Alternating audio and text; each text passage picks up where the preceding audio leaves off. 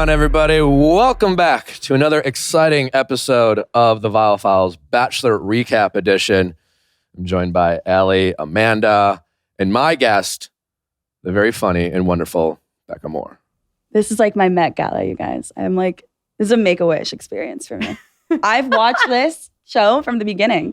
This podcast? Yes, I'm not even kidding. Really? I watched you on Andy's season.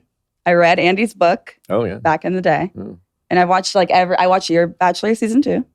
I have a lot of thoughts about that. I wish we were talking about that right now. It's like way more interesting. Sorry, Clayton. We can, probably not. I don't know. Maybe. No, we don't have time. We're running out of time.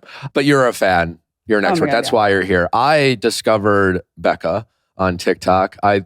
Do yourself a favor. If you like, if you're on TikTok, Becca has a lot of great content. It's like your own relationship and dating kind of stuff in a very comical way. You've recapped people's dating profiles. You did a whole series on you becoming an alpha male, yeah. Which is hysterical. It's really good. It's very funny. I've really enjoyed I don't follow you, but you show up on my For You page. Oh my God. Why would you say that? It's like, because that's the beauty of TikTok. You don't have to always follow people and until I know people, I don't necessarily always follow them. Becca, to you, I've been invested in your podcast from the very beginning. Not even your podcast. I don't follow you. I'm just being honest. Listen, either way, I went in her We've been fighting all morning, you guys, by the way. The second we met, I was like, I'm so sick of you playing devil's advocate on this podcast. I don't follow her on TikTok. I'm sure I will now after the show. We always follow people who come on our show. I get your follow. Either way, she's very funny. You're very funny on TikTok. Do yourself a favor, check it out. But turns out you're also a big Bachelor fan. Yeah, I'm like a diehard. It's embarrassing. I'm really invested. We host a show to talk about it. Okay. So no one's judging you in this room. The wonderful, delightful Rachel Lindsay is with us tomorrow to talk about her book. We talk about life. We do a mediation call, talk a little pop culture. You won't want to miss that. Rachel always delivers. And don't forget to send your questions at asknick@castme.com. Cast with a K for our Ask Nicks, our mediation episodes. Be sure to check those out. Subscribe, review. Am I missing anything? Oh, next week on the recap, Greg and Andrew will be with us in studio to help break down the next episode. But that's next week. This week, Becca Moore. Not as exciting as Greg and Andrew. No need to feel like this won't be an amazing episode just because you're introing Greg and Andrew next week. They might be total bombs. I don't know. I think they'll be fine. I don't know. It's like, I don't know if Do you follow them on TikTok, Nick? I know. I don't. They came to Nashville. I met them. I met Andrew S. this weekend. They're in town. Delightful man. I had met Greg before. I started following Andrew S. after I met him. I really... The disrespect. You have to earn Nick's to follow, you guys. It's really hard. I don't even mean it like that. I was just being honest. I said something about following and then I was like, kind of like said it out loud and... Oh, yeah. Whatever. All we have is our honesty. Yeah, all we have is our honesty. Anyway, what do we got in Bachelor Nation, Allie? We got some tea. Before I jump into, I feel like the main one, I do want to mention that people spotted you out with Andrew and Greg. And people, I don't know what site it was submitted to, but it was like Nick Viall and Natalie out for dinner with 2 other people that I didn't recognize. And I just thought it was funny that you and Natalie were the mentioned two. We went to Pache, great restaurant. If you're in LA, check it out. It's amazing. And the 4 of us had dinner and we sat in an intimate section where like the table next to us was, when you slide in to half of it's a booth, you always have to be like I'm very sorry for what's about to happen. It's either the crotch or the butt, is about to get real close. Very intimate seating. You know what I'm saying? Like on an airplane. You guys all look confused. No, it makes sense to me. Where are you going? Do you mean it was very small? The amount of space you had? It's very tight. So when people are sitting down and you're getting into your booth, you literally just I'm really sorry. I'm about to get real intimate with you. It's it's a very tight. Sure. So you felt like the people that you were with knew who you were and they were taking when we sat down, there's always if someone does or really? not. Yeah. You just check. are aware of your surroundings, and we suspected that possibly one of them did. But well, look at you. Was that? I just thought it was funny that the person who submitted knew specifically you and Natalie, but had no idea who the other two were. Well, that's fair. They're far more recognizable than. I just thought it was a funny story. But it wasn't like the Dale and Peter when they walked into a bar and said, "No one notices here," and we left and we didn't eat or something. No. Okay, that's good. I honestly didn't see it. Someone told me about it, but hot tea. What else we got? Well, I feel like the main thing is, since Elizabeth was sent home last week, the social media that Elizabeth has been posting, Clayton posted a long statement to Elizabeth. They're both looking forward to talking at the tell-all. How much other tea do we have? Because we will spend some time with this. That's the main tea. one? The rest is kind of meh. I mean, it's not meh. What is the other meh? Well, people are traveling. Bachelor Live was announced. Hannah and Dylan are postponing their wedding. Bachelor Live isn't announced, so it's a bunch of... Yeah. Demi tweeted about the Marissa and Riley breakup, and Ashley and Jared had their baby. Ashley and Jared had their baby. There you go. That's big news. Why are That's they not meh. postponing their wedding? Oh, Hannah. yeah. They decided to put the money towards a new house as Who opposed... postponed? Wait, hold on. Hannah and Dylan. Yeah. They postponed... Yeah, they said they wanted to put the money towards their new house. It's a Bachelor Nation engagement. They have the right to get to know each other. You don't think they're really... No, I think it's a real relationship, but like they got engaged in paradise. You're going to break my heart right now. What? I love them.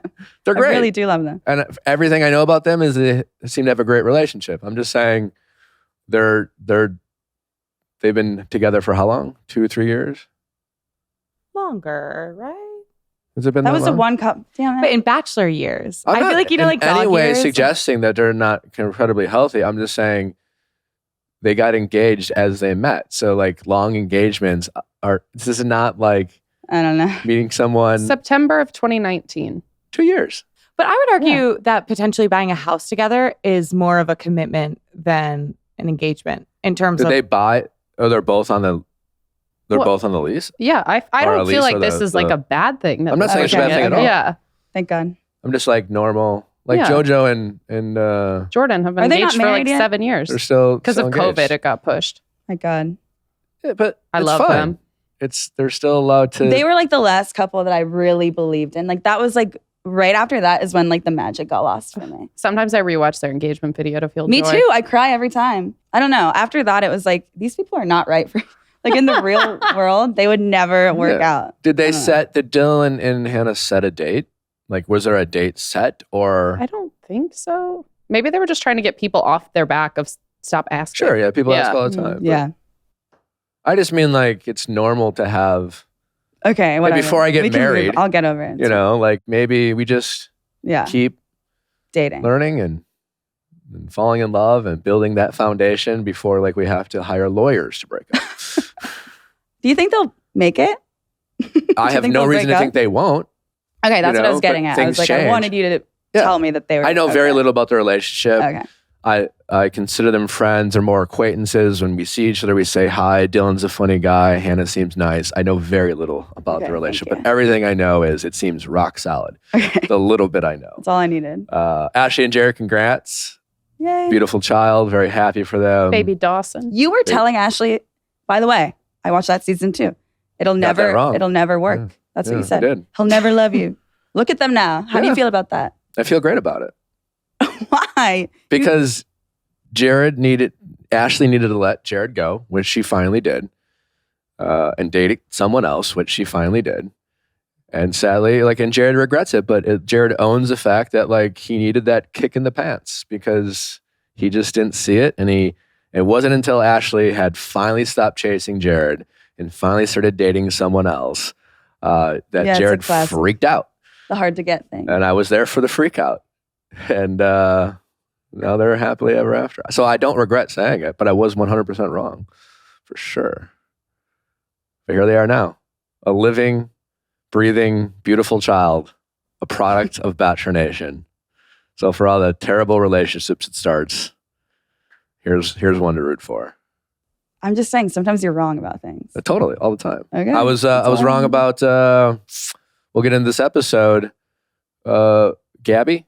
Yeah. Sometimes when you explain things to me, or on your show, I like start believing everything he says. Cause he's like, I don't know. I feel like you're like the devil's advocate point of view. Well, we'll get into that too. Like last week, obviously, I really riled people up. Last week you were just No, my whole point of last week, when I think most people who listen understand, but not everyone. I certainly riled people up, as some people called defending Shanae. My argument with Shanae is, as with everyone, it's never as good or as bad.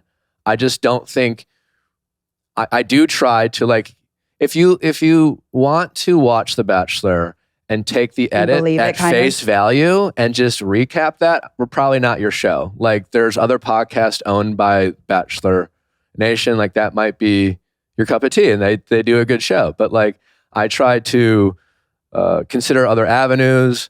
I try to be critical of producers when it makes sense. And I am critical of casts when they like will blame producers for like all of their decisions, which also isn't accurate. So that's what I was going to say. I believe you when it's like spliced together and like when you can't see their face saying the words, but we see her say the words. We're going to get into Shanae. Okay, sorry. I'm like passionate about it. Yeah, no. And Shanae looked terrible this episode. I always want to look my best. I do.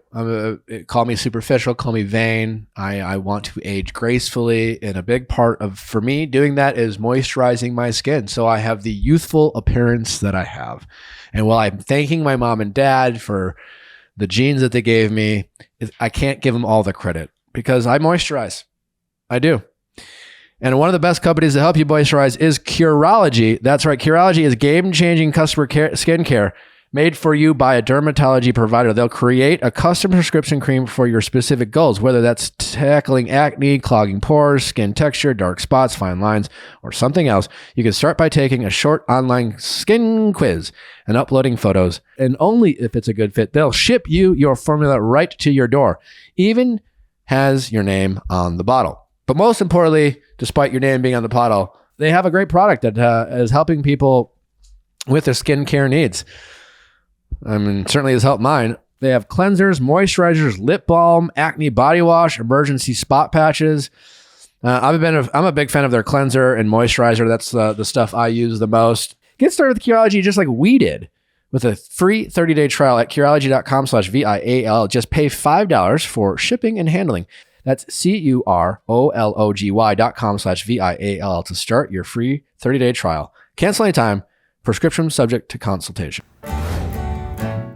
I still don't think it justifies like the DMs. I don't think that's okay. I don't think the women like joking about Shanae behind her back was a high character moment for them, despite how bad Shanae was. But like, that's all I'm saying is maybe we've the cautionary tale of Olivia Caridi, of how bad she looked and how brutal Bachelor Nation was towards Olivia, how detrimental it was to her her mental health. I have friends who did not like her on the show and they were just like, no, she's terrible. And like, I don't know, like I barely know her, but it's like the producers, like when they did Bachelor, like the greatest of all time, that was the closest thing they've ever gotten to a public apology when they had Olivia on, which was kind of like, we edited, What are you doing? It's like you're doing great. Like you're a good person, you know? And so that's all I'm saying is like, let's just, which brings us to Clayton's apology. But I feel like we do feel like we have so much access to we know them, even though we don't, because we're watching their like how you would react in a situation that is so simulated. Like this would never happen. A guy dating 20 girls, the girls live together. And then we watch how they react and then we compare the different reactions that these people are having. So people feel like they have access to these people and they know them. Yeah. And so... And they remind them of someone they grew up with and went to school with. And they're like, I hate that girl. That was my high school bully, you know, like stuff like that. But I feel the same. I feel like I know you and I don't. Because I'm like, why are you always playing devil? And I don't know. I do play devil. Met you for the first time. That's how my brain is. I think you and the devil are coworkers, Nick. Ooh. Sorry. That sounded a lot harsher when I said it. I just mean, I think it's okay. you're diligent. I'm not offended. I'm okay. We can move on. I was wrong about Gabby. What did I say a couple weeks ago? Like, like Gabby doesn't do it for me. Great, right? I think I like her. Gabby Gabby might be our next Bachelorette. No. I don't know. Please, no. Yes. I don't know. I like her, but no. I would love. I will This is going to be on Dave Neal, by the way. Dave Neal's making a clip of I'll make an now. argument for why I think Gabby could be the next Bachelorette later in this episode. Caitlin Bristow vibes. Anyway, so Clayton. Clayton tweeted, this was on February 1st. I'm sorry, Elizabeth, for what you're going through. I wish I could have seen what was happening when I wasn't there. I obviously knew y'all weren't in a good place with each other, but I thought at the time that it was solely petty drama. I would have sent Shanae home immediately for making fun of you for being neurodivergent had I known.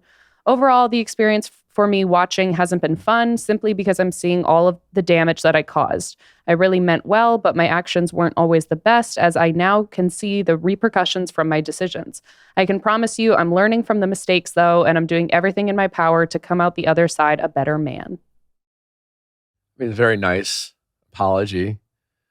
Like this show is now becoming a Clayton Stan show for me because oh, come on, really? In the same sense of like, I've been as hard on him as anyone. But objectively speaking, Amanda has been the team Clayton advocate. And The champion of Clayton. I guess what I'm saying is, this guy, after last episode, was, again, Bachelor Nation with like just really nasty comments towards Clayton for something. Like his apology was, while very kind and thoughtful, that apology has shown us like, Clayton, this guy, like, whether you like him, whether he's your cup of tea, whether you would date him in the real world, whether like his like tics he does annoy you or not, whether you think he's a good dresser, whether you think he's deserving to be a bachelor, but he seems like an all right guy. Yeah. You know, he seems like he's done nothing but just be nice to people. But I feel like it's so like, I don't know. I feel like he watched like a YouTube video of how to be like the best bachelors and started recreating their lines and like, I don't know. What he is being one of the easiest to work with bachelors of all time. Because he's grateful that he is the bachelor. Sure, yeah. But think. He is this is all just from my point of view. I'm not accusing anyone, but I believe that he is very willing to go along with a lot of guidance from the producers. And so like Clayton, Clayton got all this heat because how dare he send Elizabeth home, this fan favorite, well-spoken queen who was edited to not get a chance to show Clayton who she really is. And when he sent home Elizabeth, there were like 15 women still left. Can you name them? No. Can anyone listening name the 15 women that were like still around after Elizabeth went home? And Elizabeth went home not because like Shanae dimmed her light or like did any of the above. It was because Clayton wasn't interested in her like at all. And I'm not saying that as a matter of opinion. I'm saying that as a matter of fact to someone who's like, I do have like a little inside info. And I've said this before, every season, every lead, night one, they have cue card, like about this size, pictures of everyone. And after night one, before the rose ceremony, they're just like, because your brain's fried and you don't know what's what, you just lay out all the pictures. And because it is a show about one person looking for love, they do in fact ask the lead, who do you like? Like they genuinely want to know, who are you interested in? They'll maybe give you like 5 or 7, usually like 3 or 4, because like how many people can you possibly be super into out of 30? And then if you're being really generous, if you're like really like maybe 10, maybe. So if you don't make the top 10, the lead, man, woman, has no idea, doesn't care, doesn't know you, just generally indifferent. And so if you get airtime in the first couple weeks, it is because you are a part of drama. And the reason, people might say, oh, well, no, but if Shanae didn't do that to Elizabeth, she would have gotten an opportunity for Clayton to like her. And I'm saying, no, it just doesn't work that way. The only reason why she was allowed to be in this is because Clayton didn't like her. Producers would have protected her. They'd be like, hey, stay away from stay away from that. You're not gonna, that's why the women that Clayton is into aren't involved, because they're just like, there's something going on in that room that, like you don't need to be a part of that, because I never thought about it that way. That happens all the time. And they are allowed to like make their own bed if they're not relevant to Clayton's love story. And so they have another purpose for the show. We are making a reality TV show that we like to watch, and we want stakes, and we want to root for and against people. And that's what they're giving us. And if you want to be mad at producers for highlighting ADHD, then be mad at them, because they definitely used that.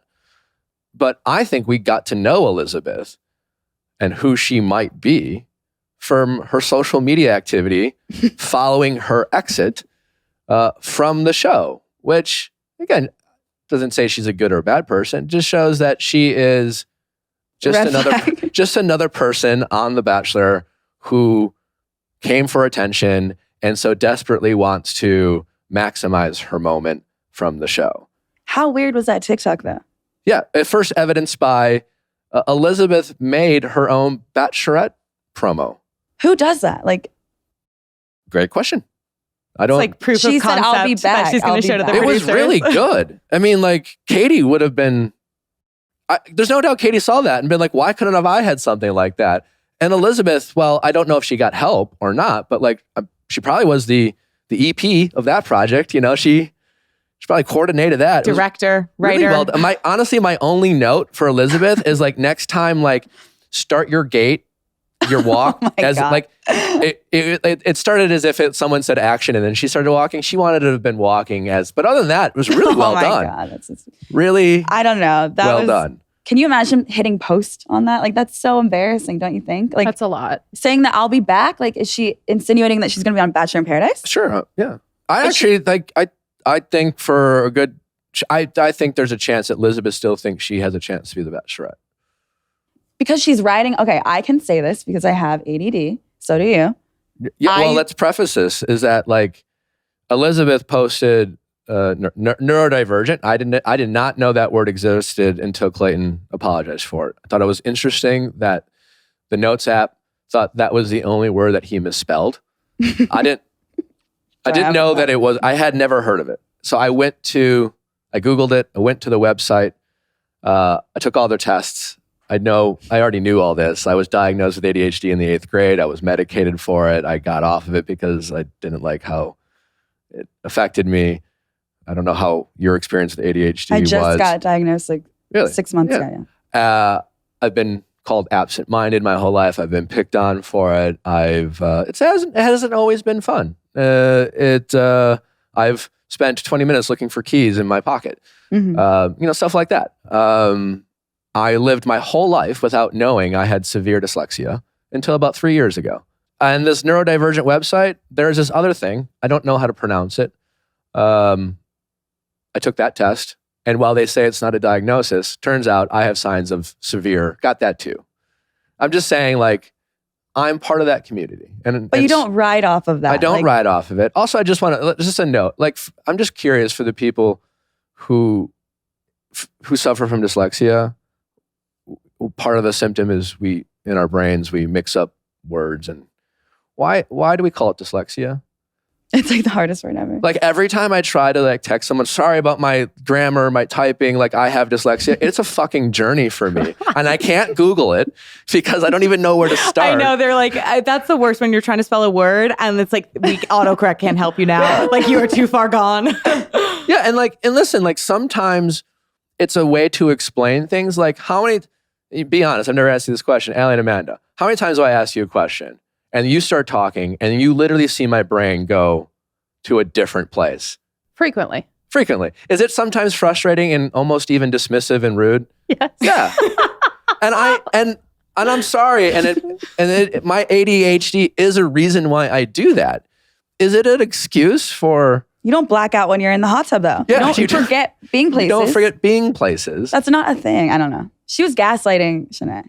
I don't know. Maybe she That was didn't. gaslighting. You could argue that she didn't think that was the moment, but it is a slippery slope. And like, if you have ADHD and you're listening, chances are you don't get to blame No. in a relationship anytime you've ignored your partner or didn't hear something, that can get real frustrating. So as adults, we try to work on it. And certainly, as I told this story, like Natalie knows I have it. She can get frustrated, but she also tries to help me out. And one way to help me out, she's done a couple of things. When we go to a restaurant, she will sit. She will sometimes, it seems like she's running to the part of the seat where she's facing the restaurant and I'm facing the wall. Why? Because otherwise my brain will just like observe the most random of things. And Natalie also for Christmas got a find your wallet. Life's game changing for me. I don't have to spend 5 minutes wondering where I put my wallet and find it in the most random places.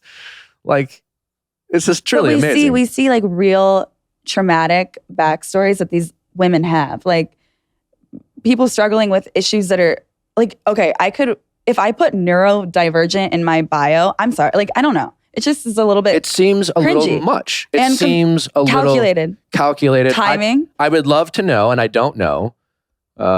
Maybe people listening can help us out.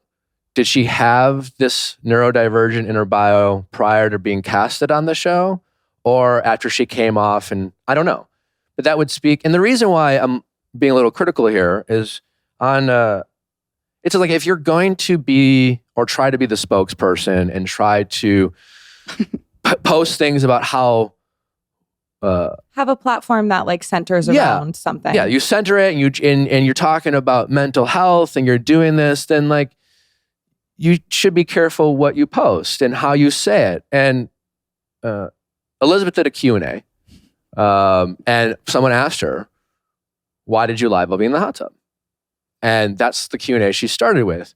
And we're not going to play the whole thing, but her answer for why she lied about the hot tub was she referenced her ADD. And she gave a very clinical reminder of like, you know, someone with ADD would experience. And so, yeah, maybe she didn't realize that was a time. I agree with you, Becca, that I'm unaware that ADHD is an excuse to forget where you are.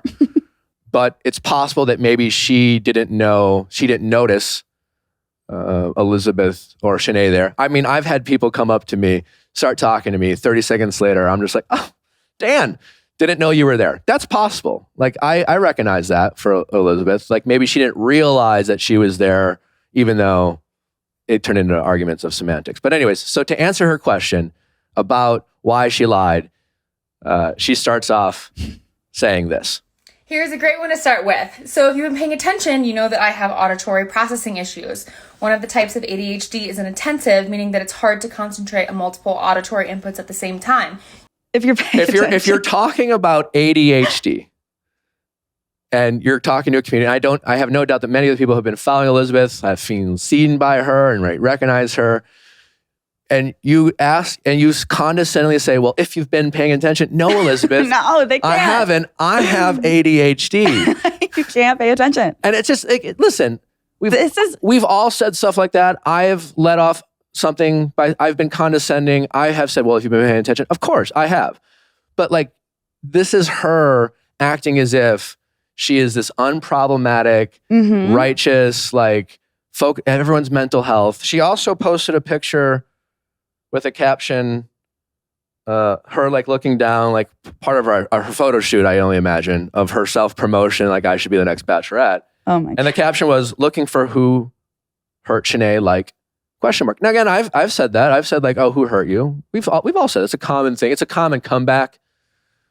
She has since changed that caption. So even Elizabeth recognizes, if I'm going to talk about mental health, maybe I shouldn't suggest that Shanae might be a victim of some sort of trauma, which is causing her to act this way. And the truth is, we don't know Shanae. We don't know what Shanae has been through in her life or why she's acting like such a fool and so toxic this whole season. Maybe nothing, maybe something we don't know. But like, problematic caption, and we know that's problematic because Elizabeth has since changed it. She didn't acknowledge it.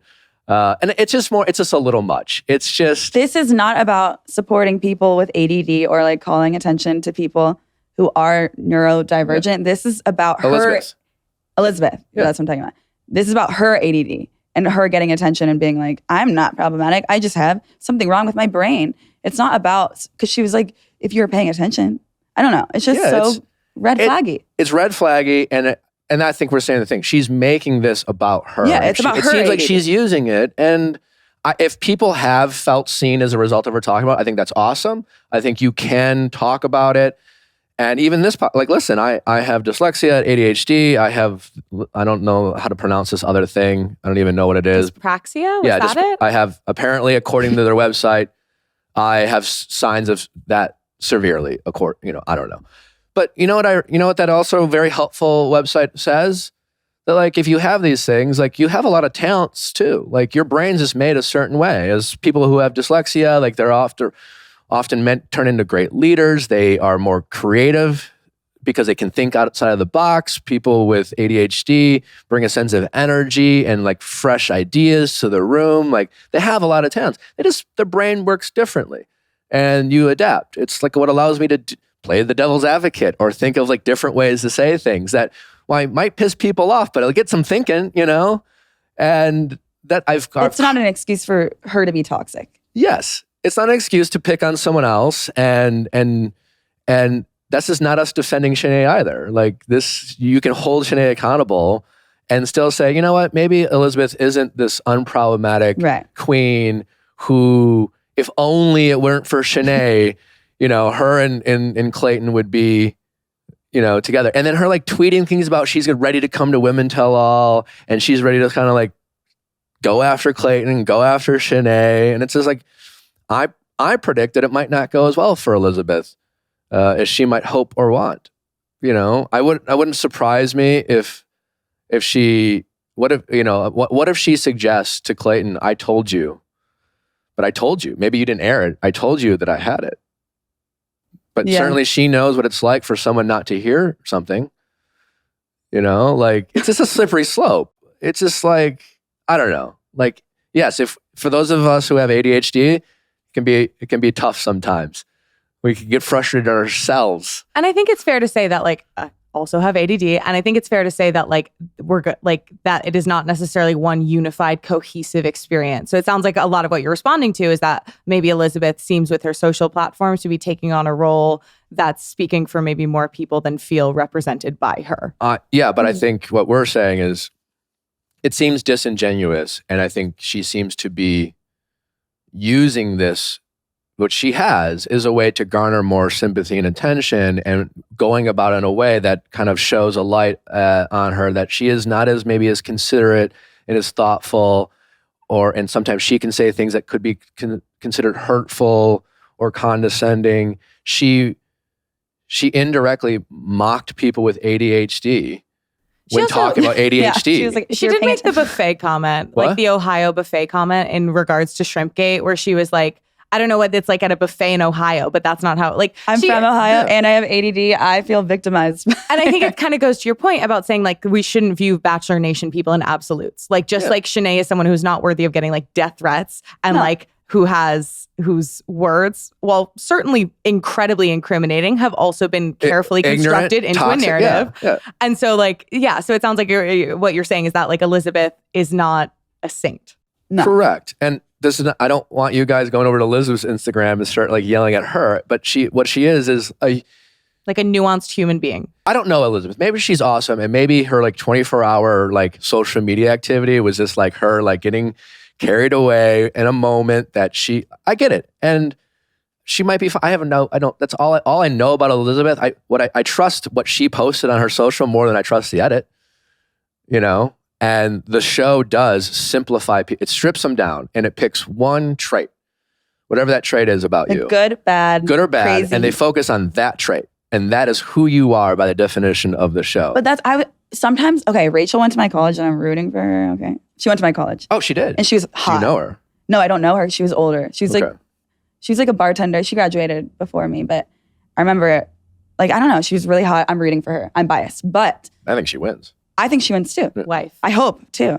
But I sometimes when I watch the show now, especially post Claire is like when it was like my before and after. When Claire was the Bachelorette, everything went downhill for me because I don't believe it anymore. Like I'm like, no one actually likes her, right? I want to believe because of her behavior, not talking about Claire as a person. But when people are edited to be so good, I'm like, you just like are practicing. Like you're practicing like how to talk and like what to say. if you know the show, you watch the show, you realize if you like carve out like the 5 same sentences. Yeah. Well, that's why I like am not a fan of great. Clayton because and if you get liked by the lead, all you have to do it's just, but I like have a kind of a sad is story. say you believe that everything happens for a reason, have kind of a sad story, and just be grateful for whatever it is. But be like kind of like the girls have to be like kind of quiet and like mysterious and like just I don't know. I just don't. I don't trust the girls that are like too calculated. Like when I want someone to like actually have real responses to what's going on in front of them in real time. That's why I don't really like. I don't trust Clayton because everything that the girls say to him, he's like, I love that. I love that. Thank you for sharing.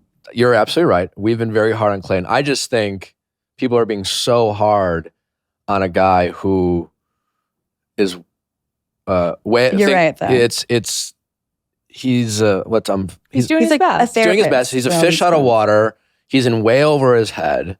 He decided, like similar to what I decided, when I was the Bachelor. I had a relationship with the producers. I very much knew about that world. I was a 2-time runner-up, so I got to see a lot behind closed doors. I had done a lot. I've been a villain. I've been a hero. Like I kind of understanding. I saw the Matrix, right?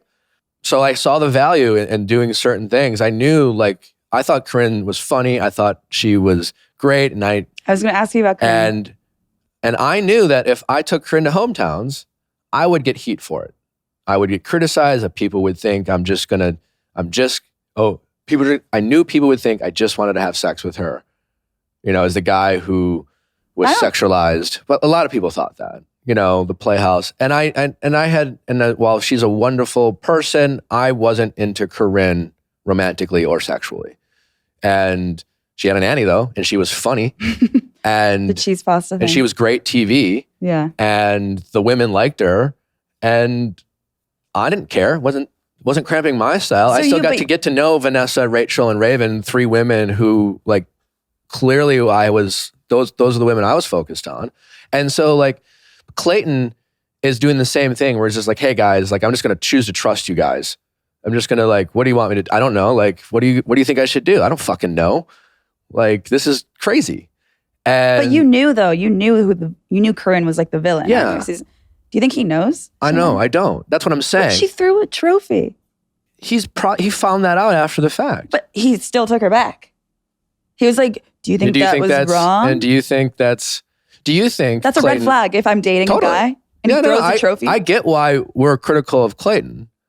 I don't think people should judge the leads by who they keep around or the drama they're a part of. You judge the leads how they are in one-on-ones and how they might be as like partners, like when he's with Serene and he's with Rachel and he's with Gabby, which I don't know if he like hit home runs in his responses, but he was thoughtful and present and empathetic. I don't know. And they all call him kind. Like, I just think he's all right. I'm not, he might not be my cup of tea, but damn, if people are just not coming at this guy do you really think Clayton on a cocktail party showed up and said, you know who I want to talk, you know what I want to do? I want to talk to Shanae and Elizabeth and have them argue in between me. Because like, even though I'm not interested in both of them, they're not in my top 10, and I'm going to send Elizabeth home tonight. He knew. But you know what? He sat there like an idiot because he's a team player. I just want a real Bachelor with real response. Like if Talk to the producers. If you were sober at a party with 30 girls and one of them all of a sudden throws a trophy, I would be like, ew, I don't like you. Probably leave, right? Like, I just want them to be more like funny and real. And that's and I think he is funny. And we will debate that on these shows and fans will say that. But I think he's funny. I saw a moment where he was like, he said something really funny.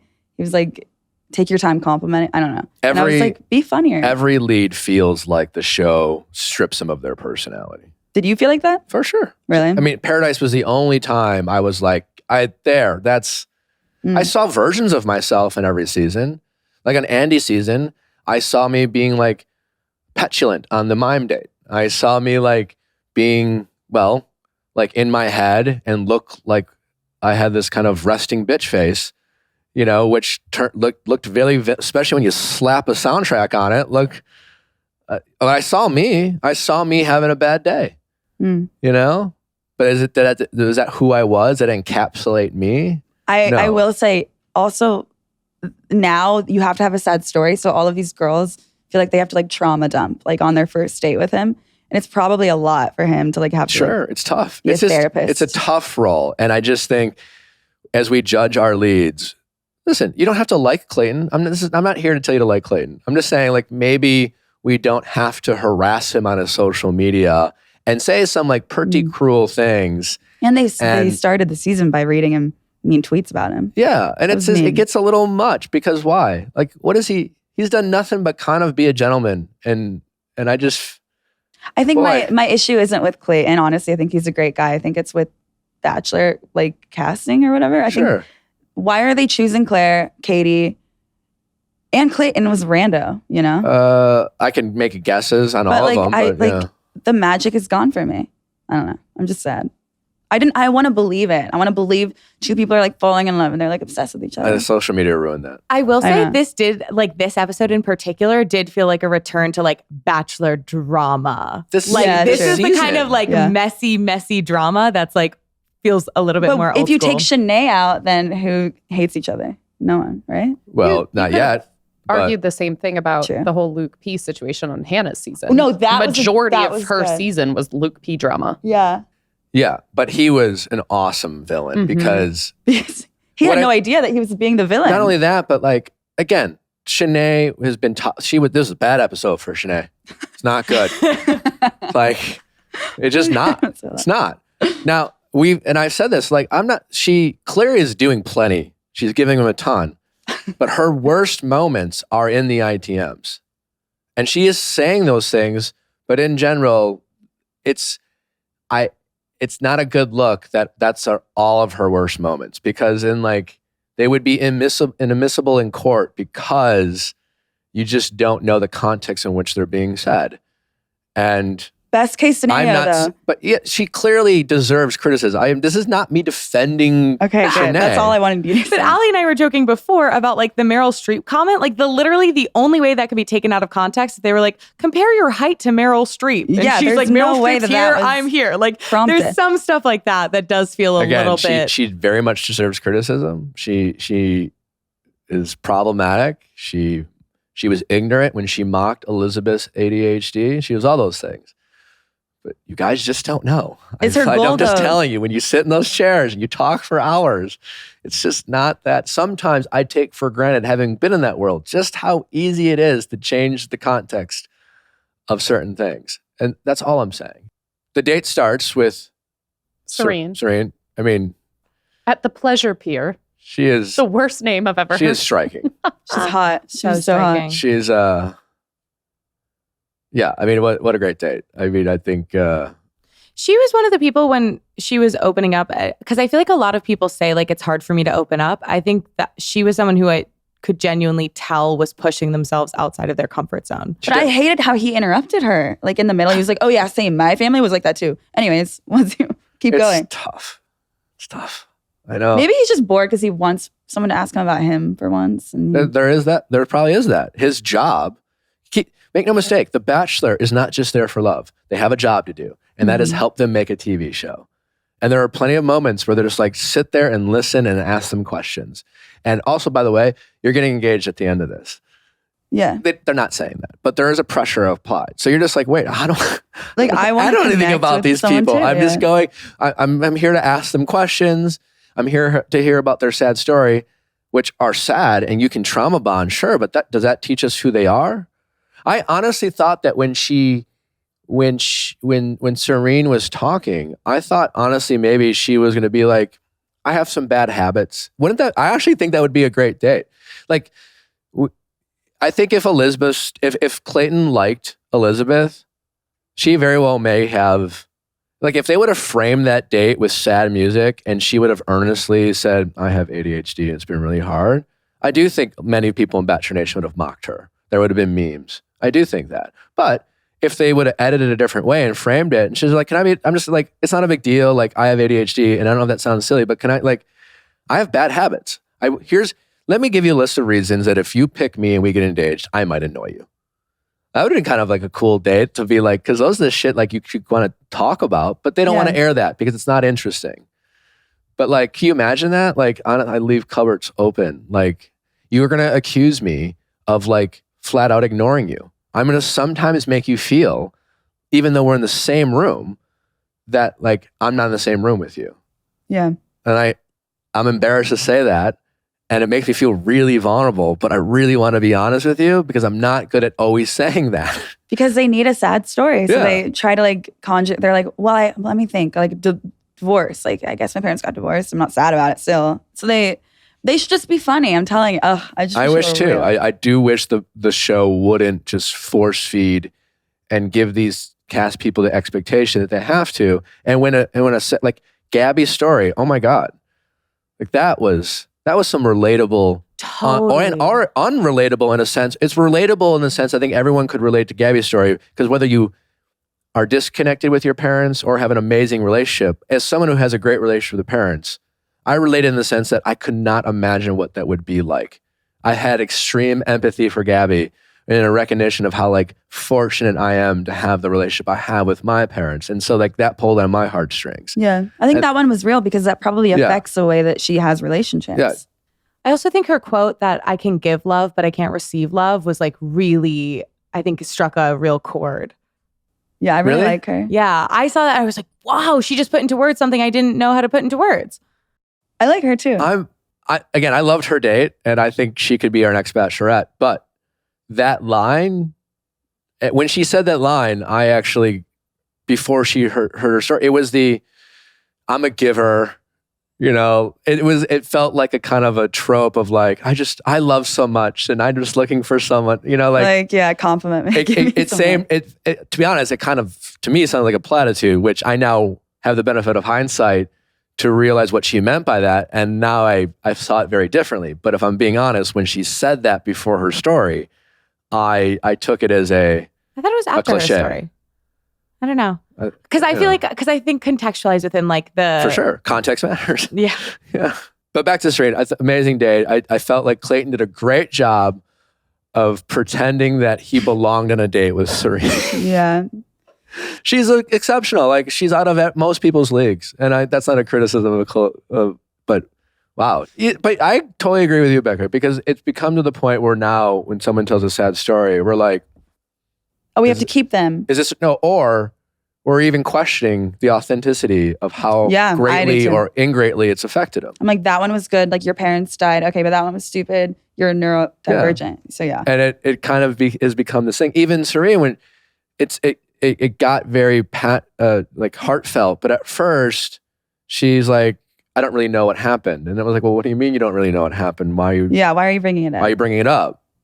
You know, like I wonder if Serene, and this is in no way discrediting how much those experiences affected her. Oh my God, I've been thankful enough not to deal with a lot of death and loss in my life. Would she still have wanted to or felt comfortable opening up about talking about that on a date? Did that make her feel like Clayton really knows who she is?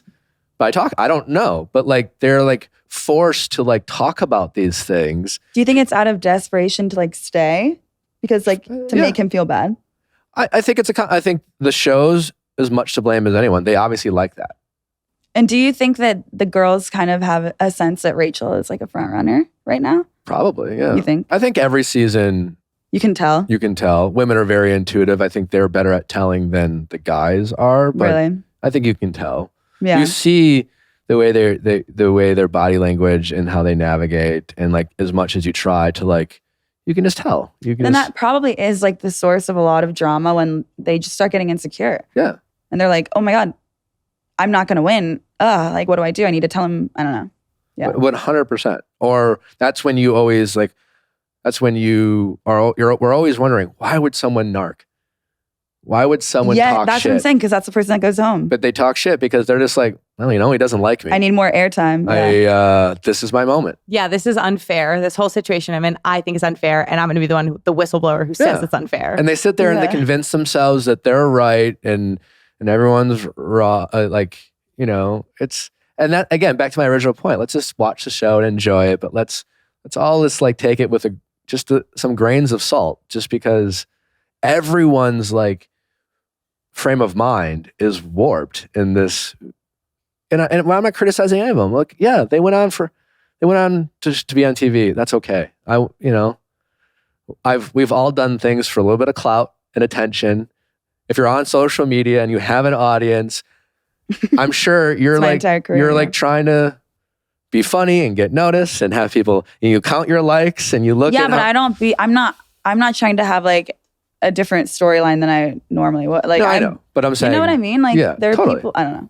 But kind of going back to what you were saying about like the why is there this what is it like when the expectation on one-on-one dates is like sharing something deeply personal and probably traumatic? Because I think even the way like Clayton framed it when he was kind of like cueing Serene was like, I need you to be vulnerable. Because it becomes this thing where it's like expected, and then if you're not doing it, you're like this closed off stonewall. Wasn't that bullshit? We're watching this fun date, and meanwhile we're getting this montage of like Clayton like weirdly like questioning Serene's ability to open up. Like, first of all, how did you know that? No, she was like, what do you think you don't know about me? Do you think I'm mysterious? People always tell me I'm mysterious. I thought that was weird. I was like, and then Serene, but he had the weird comment. He was like, what's behind that smile? And I was like, because he just didn't know. Okay. That was more like her trying to like, I don't know. I thought that was cringy on her part, not his. There was a lot to be going like, on. do you think I'm mysterious? And then he was like, oh, that's a good story. I can talk about that now. Now I have something to talk about. You're mysterious, yeah. And then that becomes her thing. And now she's like, well, my cousin died. His cousin? Grandma and then her grandma and her cousin. And yeah.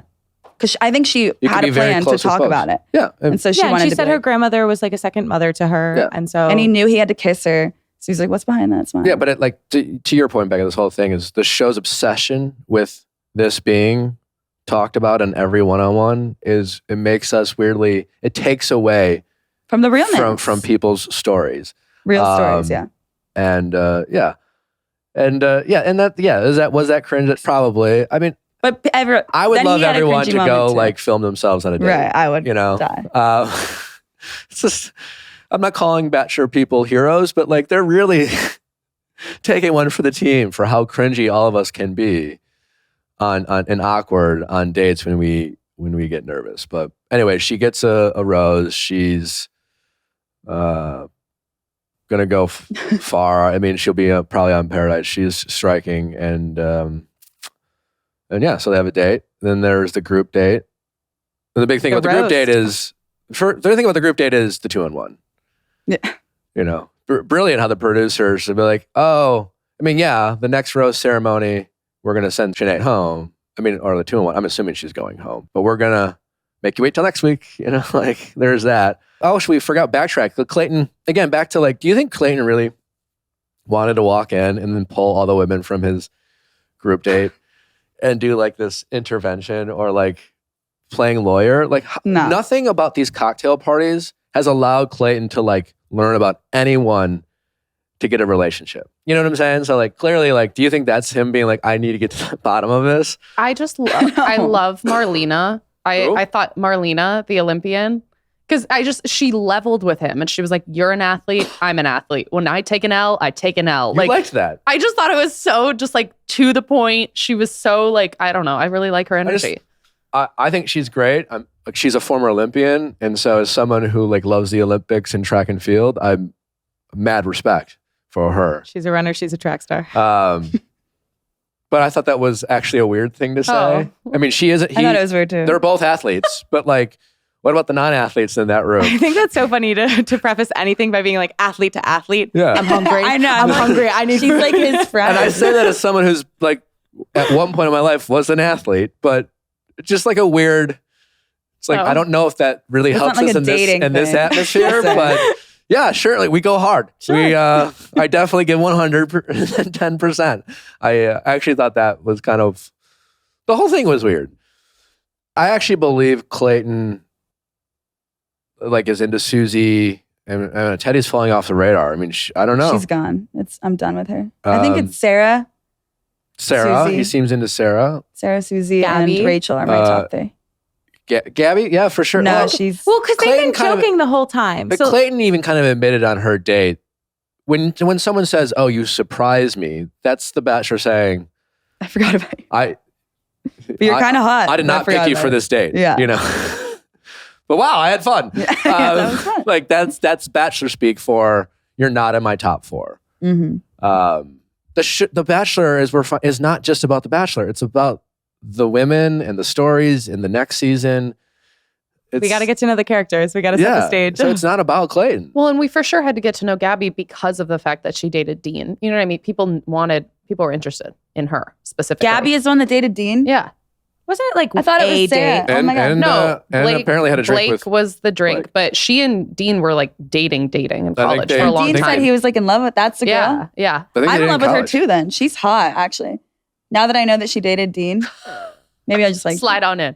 But no, I like her voice and I think she's very funny. And I think that she shouldn't have led on the date with, oh, I didn't think it was going to be me. Like, thank you for bringing me. I don't know. She should have been more confident. Don't you think? I think she was being very humble. I think that's her stick. She leads with, I'm the cute, funny girl, not the.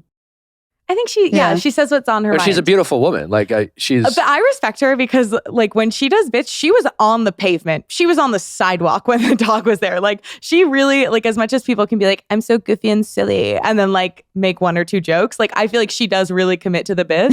And so I believe her more than with other people. I think she I want to be friends with her. She is funny and like she's in an environment where there's tons of competition and other beautiful women. It's easy to be intimidated. You know, like I told that one, that story. My pickleball coach is my pickleball That's teacher. my favorite phrase you've ever said. Why do you have a coach? Were you taking lessons? I'm trying to get good at pickleball. What is Right now? pickleball? It's- Currently? Yeah. Oh, okay. It's fun. It's like a paddle That's with cool. like a waffle ball. Well, it's like Right? tennis for like people who don't want to be as athletic, but it's still like you can get a sweat I in. don't want to be that athletic. I just want to do pickleball. He's currently going through the process. Did you help him do that? Or I had nothing to do with Okay. it. It was a total coincidence. And he's like 6 foot. He's 5'11". And he was asking me about like the process. And I just said, at 6 foot and 5'11", it's a great height. No one's calling you short. It's a great height. Many successful men who are 6 foot. Many And he asked me- successful pickleball players. And he asked me, like, what I just said, just so you know, and I don't know what you do with this information, but like you will be one of the shortest guys there because they notoriously cast 6'2", 6'3", 6'4". Like that's almost all the guys. It's wild how tall they are. And it's very easy to be intimidated. As a guy, I'm tall. I'm 6'2". And when I meet someone who's 6'2", or 6'3", or 6'4", there's immediate, like, it's a little intimidating, you know? You immediately get, as a guy, you get a little worried that like, it's like, oh, this guy has me on the height. He has me, you know, there's like a subconscious thing. And so in this world, I could see how Gabby, surrounded by other exceptional women, could feel like a little insecure, not because of her own things that she decided. And her thing is relatable, funny, has a good joke. And Maybe that's you are why, right that she will be the Bachelorette. and that's why she said that, because I don't think it was disingenuous. I guess what I'm saying is I believe her. I don't think she was saying it as a line. Like maybe like Serene was just like, am I mysterious? Like that's a lie. Ugh, yeah.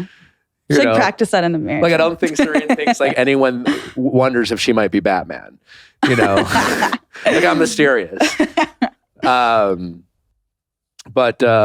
Yeah. So she had her date. No, wait. We had two. Yeah, we had two So one-on-ones. jumping. Yes. This is a weird episode. Yeah. So Serene's one-on-one rose ceremony. So Sierra, Lindsay W, and Jill all get sent home. And then we have the group date. Or no, first we have Gabby's one-on-one. Then we have the group date, the roast. Should we get to the roast? Because we moved to Toronto before How funny Gabby's though. He was like, one-on-one. I love Toronto. Yeah, he kept- was not excited. about Also, going when to they were Toronto. like, We're going we're taking it international. international, I was like, it's gonna be Toronto. fucking Canada. The most- of course it was. The most American, non-American city. And I love Toronto. It's a great city. Yeah. So anyways, Gabby goes on her date and they played like hockey. How long? On the street, it was weird. How long do you think you pretend to have fun before you're like, can we stop playing this hockey like game? 6 minutes. I would get so into that. When we were in Finland, like Raven and I like played hockey on a lake, which just that was cool. I'm on a lake with ice skates playing hockey. I've never done that before. These were 2 miniature-sized hockey nets, 10 feet apart from each other. With it was just kind of a weird like Like, did the tourism board be like, you have to remind people we like Canada? Like, it just seemed like such an unnecessary. And then they had the maple syrup shots at the end. Yeah. And Clayton chugged the whole thing. That was gross. That was so inappropriate. Because Eliza was doing the normal thing of just like a I little want sip. one right And now. then Clayton was like, knocks the whole thing back. Are we food shaming? Yeah, I don't think we should call it inappropriate. When I say inappropriate, I just mean like on a like It was liquor. like in a jarring way, not like in a like that was inappropriate. I just mean that was wild. I'm giving you a hard time. Yes, thank you.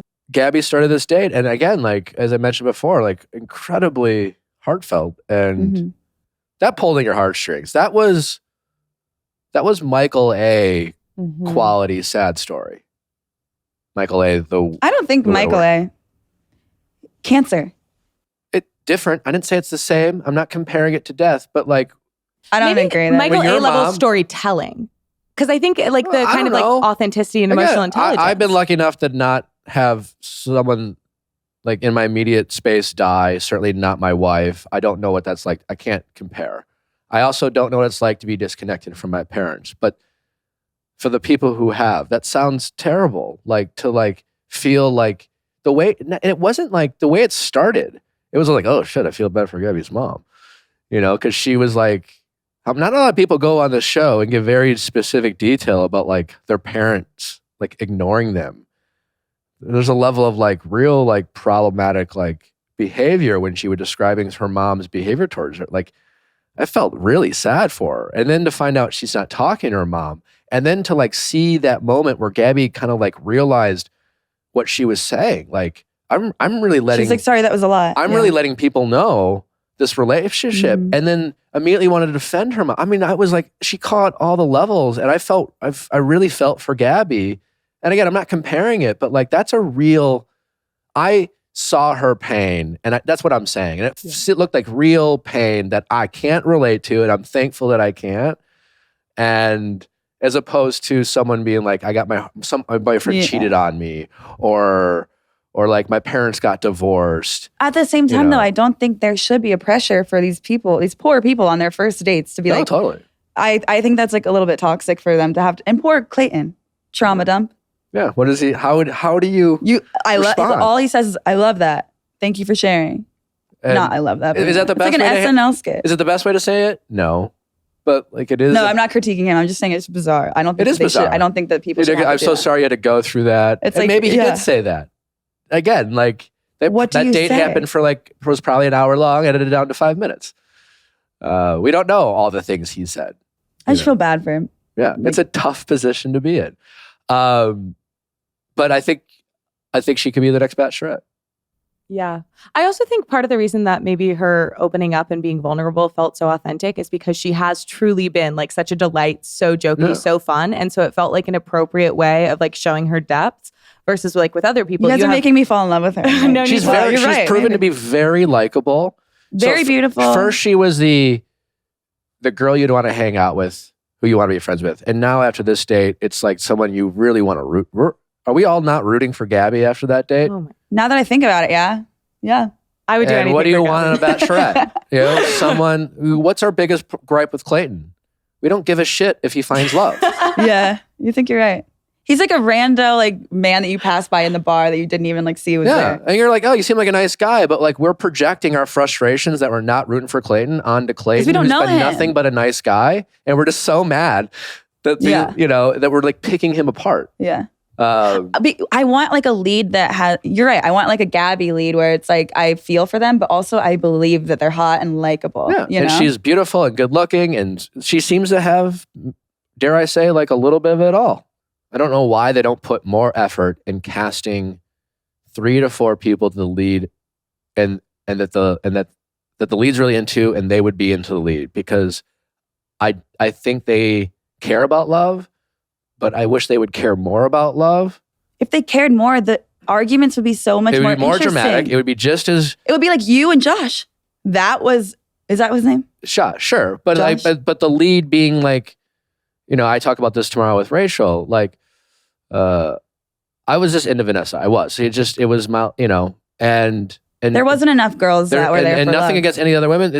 I don't think there is into me. Yeah. It wasn't. It has nothing. It's just not compatible. If you casted more people that they would are compatible with and there's real chemistry, I think the lead should be involved. I think the producers should narrow it down to 40 or 50 or whatever. Maybe you're and then right. bring in the lead to be like, who are you into? Like, who would you want to see? You know, they don't do that because they want it to be like, oh, you can't meet him until you get out of the limo. It's like, why? I don't understand. I think you're right. That's a good idea. And like, pick people that and like, maybe your mind might change, but like Tinder. Sure. Yeah. Pick like swipe right on like 40. And I think you'll get more passionate fights and the end will be dramatic, than it is some other seasons, but they don't do that. I don't know why. It's not my show. I'm not a producer, but they seem to like their playbook, and that's what they do. I don't know. It's like really turning me off right now. I like watching Clayton's season has been hard. I'm like, I'm not attracted to. I want to like feel like I want to like make out with the person. Maybe I don't know.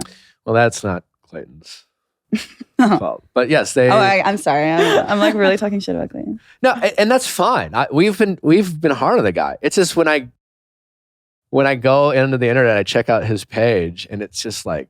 I wouldn't leave brutal. him. Yeah, that's like just brutal. Why are you, some of the things that people say. Why is Bachelor Nation so passionate? It's because they watch like they feel like they know them. Yeah, I think it's relatable. It's love, and like we talked about earlier, whether it's someone you root for or against, it's edited like sports. So why are people so crazy about their favorite sports team? You're right. It is like sports because there's even like a playbook, you know, like it's like they cancel a cocktail party, the quarterbacks get sacked or like whatever else it is. Like I feel like there really is like within the Bachelor world, we have this whole, like all these devices. And so they are very good at like creating a sense of like tribalism or like team The show mentality. Is edited to trigger its audience. They want them to care. They don't care if you hate or love it. They just want you to feel something. They don't want you to be disinterested. So even if you hate it, they don't mind it. They want you to feel something. And so every time we're just like, why did they do this? It's like, that's why. Because you are worked up. So how are people feeling about the degree to which Rachel is a front runner? Because it seems like she's pretty obviously a front runner. What do we think about like how much? Like, do we think it's like not competitive anymore, or are we just I'm not willing she has the lead? Say that because I think it's too soon because she keeps getting like the heroine edit kind of like where she's just like, oh, like all this drama. I don't know anything about it, but what about like why was Sarah in the promo? Why was Sarah crying on the stairs when he hooked up with all three of them? And like there must be some. I feel like someone else wins.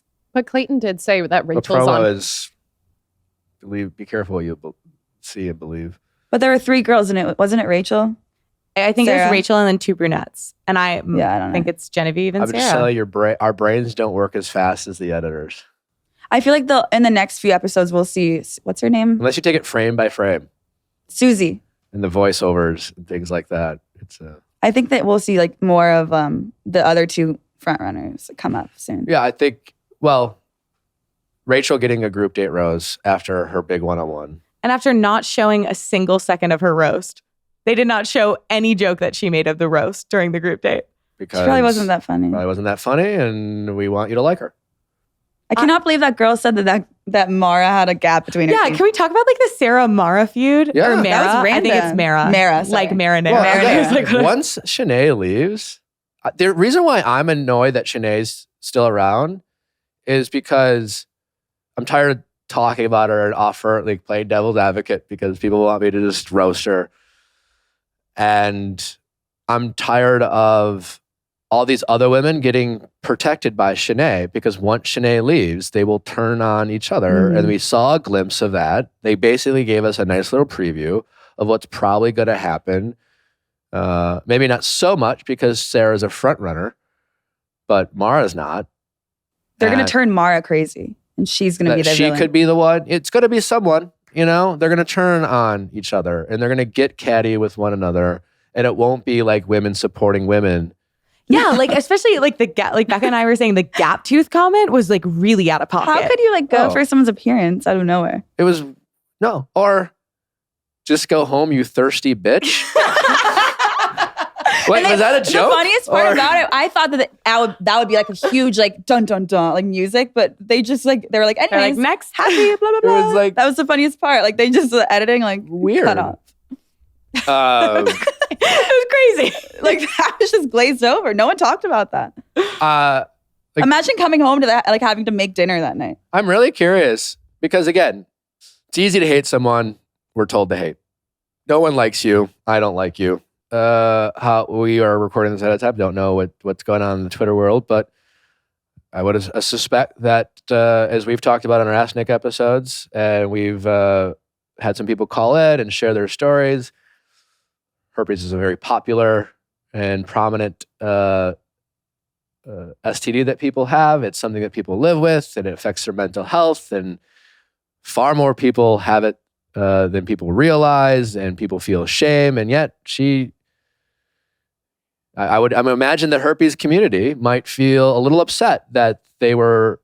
If you got a cold sore or got genital herpes the past couple of years, and you watch The Bachelor, and you see that joke, how does that make you feel? Oh, come on. Now we're being nitpicky. I know. We are. But just... I feel like you're going to get more canceled for the ADD convo that we had earlier. Probably. But you have it, so it's okay. I have it. Herpes. ADHD. Herpes and ADHD. No, There's a new article, Nick Viall. Yeah, I'm telling you, when we do our Ask Nick episodes, and we've had a couple different versions of someone calling in with herpes, someone calling in someone who's dating someone with herpes, and I'll tell you what, those get a lot of responses from people in that community who are grateful that we are trying to destigmatize herpes because a lot of people live with it. It's a real thing. I'm just saying, I'm really curious how the herpes community will respond to that joke. I do think at least the way she framed the joke was she was like, keeps coming back. So it was at least the reoccurring nature. And obviously it's meant to be an unflattering comparison. At least it wasn't like, disgusting or like, I don't know. But like... I don't know. Again, I'm not part of that community. I don't know how they're going to feel. But I suspect that some of them might not like it. Any other notable roast moments? Am I the only one? And again, like I'm not. This is nothing to do about defending Shanae, but did anyone else not think that was like a low character moment for everyone but Susie? Because Susie is the one who pointed out, like, it's getting really weird. Everyone's just like roasting Shanae, who's not I thought it here. was funny to say, I'm really happy to be on Shanae's season of the... I thought that was a funny joke. Yeah. I think that one was okay. Yeah. But I don't know. Is that, no? We're just... she's easy target. I know. Yeah, it's low-hanging fruit. Exactly. So I don't blame them. I would throw in a Shanae joke too. I'm just saying it's kind of a low character. I don't know if anyone there you could be like, you know what? That's if you had a kid and you found out that they were on the playground making some fun of someone, regardless if they were mean, would that be like? It's a roast. Yeah, I get it. Or for someone who's not at the roast. It's just the context though. She had just thrown a trophy. I don't know. Okay. I'm playing devil's advocate. I know. I'm sure most people will agree with you because of some people, I'm not defending her. I just thought, I don't know how two wrongs make a right. I think part of the reason that they were roasting Shanae was because Shanae is someone whose behavior you can make fun of. Like we see that when they tried to make fun of each other, it was like, like the Mara and Sarah situation. It was like they were awkward, yeah. Yeah, they were like roasting each other's appearance, each other's age, fixed things that it's like not cool to see people fight about. So I think with Shanae, part of the reason that she's getting roasted is because she has behavior as opposed to like fixed personal attributes or qualities. And it's like a common, it's like a shared bonding. They're probably bonding over how much they hate her, which like not saying that's right. We're talking about shared bonding? I'm just saying it's slippery slope. That's like Mean Girls. Oh, we're shared bonding over. I think it is like Mean Girl. Like they're in high school, living in a house. All I'm saying, I'm not talking about Shanae. I'm talking about these women on the date. Shanae wasn't even on the date.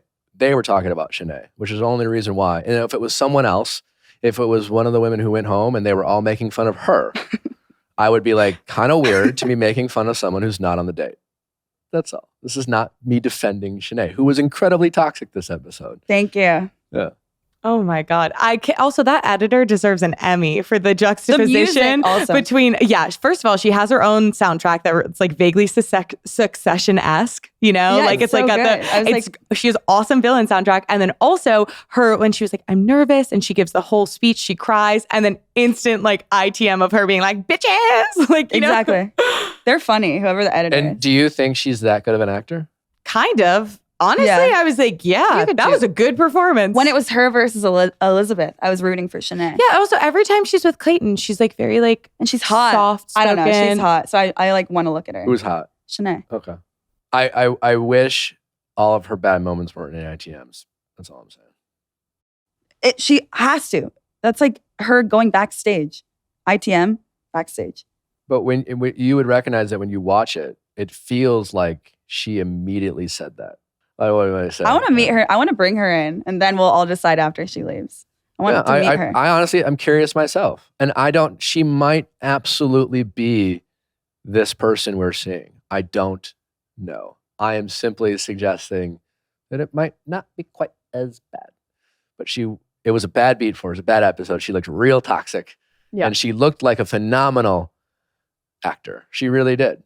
And I felt, and it was bizarre when she comes and cries and shaking, apologizing. The women, thankfully, I was glad that the women were nice to her. And then it looks like she runs to Clayton and goes, I apologized. I'm back in the set. Like, it was like a really weird moment. And then they awkwardly make out. Do you think that he likes her? No. You don't think he likes her? No, she wouldn't. If you've been on a 2-on-1, the lead doesn't like you. So you think Genevieve is unliked by Clayton? Again, I use unliked. Yeah. He likes other people more than He's Genevieve. not considering them as someone he might end up with. And if you end up on a 2-on-1, chances are you're not part of his consideration. You're part of the producer. You're part of a TV show. And no, I don't think Clayton. I think he thinks she's hot. I think he likes making out with her. But is as far as it goes, you know. And yeah, Genevieve seems super nice and she's attractive, and I like Genevieve's she clearly watches the show. Like you can tell she's a fan of the show because like she immediately knew it was a 2-on-1, and a lot of the women either they didn't know or pretended not to know, and they're like, "What is going on?" She's like, "It's a 2-on-1," and then she's like, "Well, we're going home," and then she's like, "Who knows?" And then you caught Genevieve like having this like the fourth wall she broke. She was like, "Oh, well, I mean, or two of us, or one of us." She's like, "I'm sounding like I watched this show," which is like taboo in Bachelor world. You can't know what's going on. Yeah, I thought it was kind of endearing of Genevieve, to be honest. Yeah, I thought that was cute too. Yeah. And she seems great and likable. And a different Bachelor might be super into her. Do you get more than one suitcase? Because you know how they bring the suitcase down for the 2-on-1 to... Yeah, they all have multiple suitcases. Because I was like, there is no way, considering the number of like cocktail dresses that they have, that is going in one checked bag. Of course not. Just like when Jesse Palmer comes out and says, plane leaves in an hour. Of course it doesn't leave in an hour. One of the cameras... Are the cameras... An hour? Yeah, like, not enough time to get through security. It's like... Even pre-COVID, like I don't, like that's chaotic. An entire. Are there times when the cameras are off? Sure, at times. So do you talk about like how you're going to be edited when you are on the show? Sometimes, but if you do, you'll be made into a villain. You have to. Did you have any like allies that were like actual allies? Yeah, that's how it works, right? So you talk about. I remember, like I had like I was friends with JJ and Markel on Andy's season. Those are the guys I just didn't feel the need to be like the popular kid in the house. So like I just found like a couple guys I liked spending time with and talked. And you trusted them. And I trusted them. And I don't know if it was a coincidence or not, but like all my allies got sent home. And as soon as all my allies were gone, the wolves were unleashed on me. Yeah. And maybe that was a coincidence and maybe not. Maybe that was just good TV making. But yeah, these days I would not, even if me and Rachel, and I love her, even if me and Rachel were best friends, I would like be so fake to her all the time too. I would be like, I'm here for the right reasons, by the way. Write that down. So yeah, if you talk about the edit, you are seen as someone who cares too much about how they look. Yeah. And you might just be an inquisitive person whose brain thinks that way. I'm just mad. I'm mad that like I don't believe in The Bachelor anymore. Sorry to be dark. Well, Ashley and Jared had a baby. That was after JoJo's season. JoJo is where it ended for me. Watching though Clayton and Rachel though, I was like, I see the photos on their wall. They go in every single year. They have 4 kids. They get matching outfits. Like they to me look really like I don't know. I felt like couple. Well, that's what I'm saying. I think hopefully, Becca, if nothing else, I hope we're here to give you hope. Is that I believe that Clayton, and my hope for Clayton is that he just has to find. It's just like in life, where you're only looking for one. You know, we're out there on your dating apps and all these like people and all the West Elm Calebs of the world. And like, listen, the good news is all of us, most of us who are looking for a monogamous relationship are looking for one, and that's all it takes. And the same as The Bachelor is like all these other, like the reason why you love this show is because it is ridiculous. And as an OG fan, you know that the show loves to have the lead try to convince the audience that I'm really falling in love with like 13 people. Yeah. Which is insane. With Andy, I believed it. But Andy wasn't into 14 guys. Yeah, I read her book. Yeah. She's only into you two. Yeah. So like, but at least you two were both real, and I couldn't tell who was going to win at the end. Well, that's the thing. You're only looking for two, and I do think the Bachelor edit does themselves a disservice by like weirdly trying to ram that down our throats, because I do think it makes like it insincere. Yeah. You make your lead insincere by trying to get them to convince us that they're falling in love with 10 people. You know, it's bizarre. Yeah. It's weird, but But then there's like argument for Claire of her being honest. Like, I only like one of these guys, but still I hated her season 2. So I don't know. Claire's a unique soul. Case, yeah. You know? So yeah. Has there ever been a season where you really think that the lead could not decide between? Well, yeah, all right. When I can't speak for every lead. I just feel like I would know who I liked. Like, but I think the vast majority of the leads have a pretty good bet going into hometowns who they're going to pick, and an even better bet going into fantasy suites. On the first night, did you know you were going to choose Vanessa? Well, I didn't know her, but she was clearly my front runner, and it was like hers to lose. But I definitely was into like there was 4 people, Vanessa being by far and away my favorite, and there were 4 other women that like I don't know, but like I could have. It was my first date with Vanessa that really like solidified it, because we had a great time. I really felt chemistry. It was like a great first date where you get excited about someone, and like in Bachelor, that's all you need. Yeah, like, and that you can ride off that way forever. It's all you know, because your fear is like, what if I just think everyone's cool and nice, but I don't want to like get engaged? Yeah. You know, it's a very scary feeling for the leads. So you literally ride that wave, and then you start like convincing yourself, and then you start ignoring red flags. And again, not red flags about their character, but like your compatibility, you know, because you're just like, I don't care. They should have casted more Vanessas on your season, like more people similar to her. Vanessa would have been the runner-up. Her edit would have been very different, because she would have gotten, the runner-up gets the least amount of protection, assuming, you know, especially in a season where they already wanted Rachel to be their Bachelorette. So immediately going, some seasons you're like, we don't know who's going to be our Bachelor or Bachelorette. So like we have to give ourselves some options. Mm-hmm. So we're going to be careful with how we craft their stories. And when you know who someone's going to be your Bachelor or Bachelorette, everyone else is just like fair game. Yeah. You know? So they can pick and choose. Vanessa was the winner. So they did me the courtesy of not sharing some of her unflattering moments. Moments that like, you know, were fine. Like we've all had moments we've all had. Do you think that they could have edited, if Corinne was like your girl, do you think that they could have edited her to be the heroine girl? No, well. It's so I don't think she is the villain. You know? I got you there. Why? You can't edit it that much. I'm glad you're our guest, because I feel like you are our listener. Because like I feel like I'm having a hard time articulating to my audience that that's what I've always wanted to say to him. I am not defending Shanae. I am pointing out that she is not a monster. I'm like one of those angry commenters. I'm kidding. I'm just saying she's probably more than just this person we're seeing. Yeah. Okay. And I've gotten to know a lot of the women from my season years later. And even Corinne, like I see her differently as a person than I even did on the show. Because even to me as a Bachelor, I didn't see everything. And they were all just kind of like, Corinne was outrageous.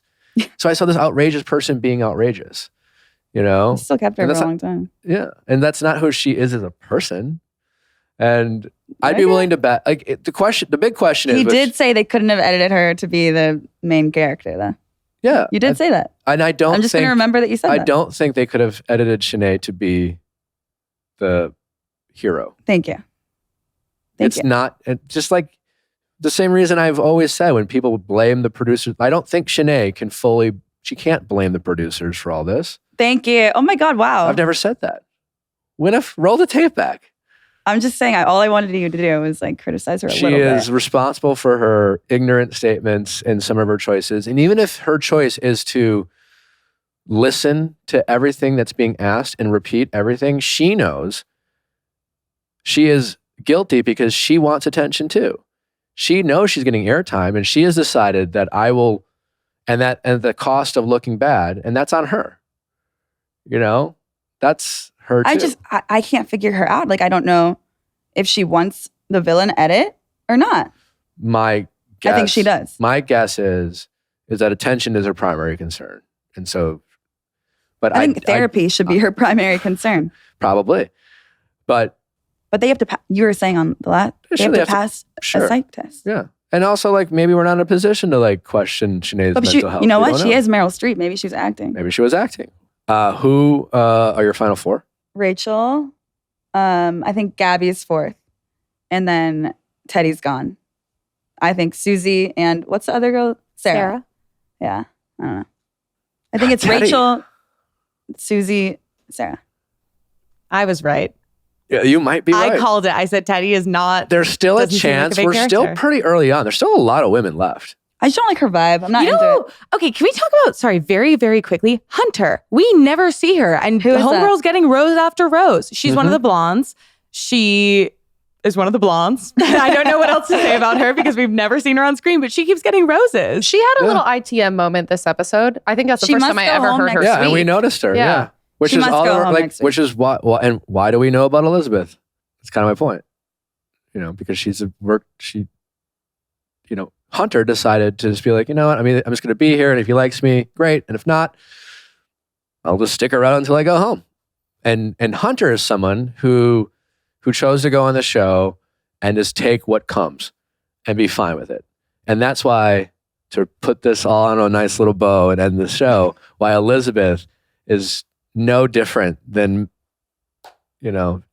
she maybe just was smarter and far more polished and thoughtful in her approach, but still outed herself on social media, is that Elizabeth came for the attention. I mean, the amount of work she put in that promo. I know. And the lack of self-awareness. She spent money on, she probably rented out a studio. 100% she won. Oh my God. Who helped her with that? She probably did that you can do that. Other than the studio, she probably had a gown, she bought some roses, and she has a friend who knows how to edit a video. It's not. Oh, no. But that's a lot of steps to, she thought about that for a couple of days before she did that. Oh my God. From the moment she got kicked off the show till her exit, not even thinking I'm going home week 3. No one's going to Why did you do that? What camera am I looking at? Why did you do that? I want an explanation. And it's not your ADD. I don't like that video. Attention. She did it for attention, which is fine. But Hunter is someone who is this maybe there for the experience, open to finding love. And Clayton's not into her. And she's just, you know what? This is silly. I'm not going to insert myself. And she's going to gracefully go home. She's like a normal human. And props here. Cheers to Hunter. We see you, Hunter. And we want to know that you're Hunter's the unproblematic queen of this season. Mm-hmm. Not Elizabeth. Well, yeah. Yeah. Elizabeth has villain and energy. There can only be one unproblematic person on The Bachelor. We're all team We all Hunter. agree that Elizabeth, there's a world where she could be super villain. Yeah. Yeah. I really hope Rachel wins, but I don't know if they'll last. And I also really want to believe The Bachelor again. So I don't know. It makes me sad to I loved it so much when I believed it. And I couldn't tell who was going to win. I don't know. Do you think if Clayton ends up with Rachel or someone else? I think they break up. I don't think how old is he? 20? 20, late 20s? Nah, he has, I don't know. Whatever happens down the road, is there a world where Clayton can redeem himself? Yeah. Or just show you that there is one or two women that he truly hopes this works and wants to fight. Yeah. And I want him to show his funny. I heard him be funny 3 or 4 times. I want him to be funnier on camera And I want to not know who's going to win at the last. Like, I want him to really try to decide between two women. I heard this ending's an all-timer. That's all Really? I've heard. That's all I've heard. They say that every season. I've heard, like, not like Jesse Palmer or Chris Harrison said. I've heard from the people making the show that they are. Okay, we've seen every variation. Like, we've seen the lead go back. I don't know if it's going to be new. I just heard that they are, in fact, thrilled. Really? And if that, do you think that he ends up engaged? I don't know. I think none of them really get engaged. I think anymore. yes, because I think he has been a very easy bachelor to work with. Because he didn't go the whole season, so he's so lucky. He feels lucky. And that's been used against him. So I have a little sympathy for Clayton in that regard. I think Jesse Palmer's our new host for like ever. I think he's doing a good job. And you don't want to know why I say that? It's because like he's the one, it's his voice asking if you know or a guy or a girl who might want to date our next bachelor or bachelorette. Yeah. And when it was Caitlyn and Tasha, it was like some random fucking voiceover. Yeah. And now it's Jesse Palmer. And not once have they made him watch people streak. Becca, what? Thanks so much for coming. Yeah. What a great. Oh my God, this is like my dream come true. I think it's like my Met Gala, I'm telling you. I think people will really appreciate you. I think I'm sorry to everyone I offended on here. No, you really resonated with many of our audience of you questioning my double advocacy. But yeah. I've seen the comments on your videos. Someone agrees with me out there. Plenty of people agree with you. And all I I've want, been like upvoting on. And to be totally transparent, all I want for the high audience, thank you for listening, everyone. Agree or disagree. I just hope that you care. And I hope that... Clearly I do, because I'm here right now. I've giving you something to discuss with your friends. You can hate me for it. It's fine. I do think let's just try to enjoy the show. We don't have to hate anyone, and we can root for people. I guess that's all I'm saying. And thanks for listening. Tomorrow, Rachel Lindsay. Don't miss that. Next week, Greg and Andrew S. breaking down The Bachelor. And more hot takes from them. Or maybe not hot takes from them. Hopefully they can keep up with your hot takes. I'm sorry if I get canceled, but I guess I'm just a TikToker. You can't really cancel me. You can keep going. Why do you think you're going to get canceled? If the Bachelor people get mad at me, but I'm not in Bachelor world, so I can say whatever I want without like not getting invited to things. You disagreed with me, and I think that we will go a long way. Yeah. I think you're going to be good. I do disagree with you on a lot of things. Great. That's why I'm not interested in everyone agreeing with me. Yeah. I mean, are you that? I don't know. Sometimes I feel like you want everyone to be on your side now. Of course I like people agreeing with me. But I wouldn't say things that I know people... I often start the show looking for an angle because, listen, you can't blame the producers of the show for everything, but the show is trying to tell a story. I see what you're saying. It's just annoying. It's not fun to just... It is fun to if they're characters, it's fun to be like, ha ha ha, blah. But you are always reminding us I don't know. Yeah, I'm reminding that maybe we shouldn't always... Yeah, it's boring when you do that sometimes. Fair enough. I'll take that note. Thanks for listening, guys. Whether you agree or disagree. Send your questions at asknick@castmedia.com. Cast with a K for Ask Nick episodes, our mediation calls on our Wednesday episodes. We'll see you tomorrow with the wonderful Rachel Lindsay. Follow Becca Moore on TikTok.